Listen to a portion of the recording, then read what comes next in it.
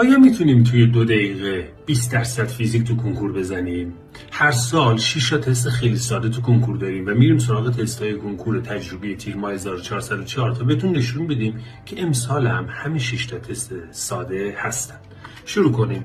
از کدام دماسنج بدون تماس دماسنج با جسمی که می‌خواهیم دمای آن را اندازه بگیریم استفاده می‌شود؟ فقط تفسنجی که بدون تماس کار می‌کنه. نسبت انرژی فوتونی با طول موج 400 نانومتر و انرژی فوتونی با طول موج 600 نانومتر کدام است؟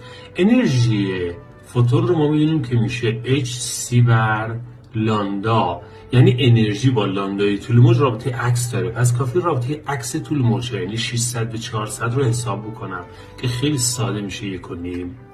یک چشمه صوت ساکن است و شنونده در حال دور شدن از آن است. همه که چشمه صوت ساکن است میدونم که طول موج هم تغییر نمیکنه و چون حالت دور شدن داریم بستمت کاهش پیدا میکنه، یعنی گزینه 1 پاسخ درسته.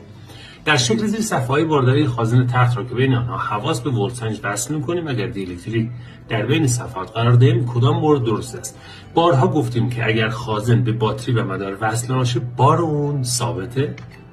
نمودار مکانزمان متحرکی با شتاب ساعت حرکت می‌کند به ما داده شده و بزرگی صورت متوسط متحرک در بازه زمانی که برده مکان متحرک در جهت محور x است، یعنی از 0 تا 4 که x مثبته، از من خواسته. خیلی خب ما می‌دونیم که سرعت متوسط برابر میشه دلتا x به دلتا t، یعنی جابجایی در زمان. رابطه پایین نهمه اینجا میشه 0 منهای 28 چون متحرکم از 28 متری اومده 0 متری. از زمان هم 14 ثانیه گذشته، یعنی 14 منهای 0 که برابر میشه با منفی 2 چون قدر مطلق یا بزرگی صورت رو خواسته میشه 2.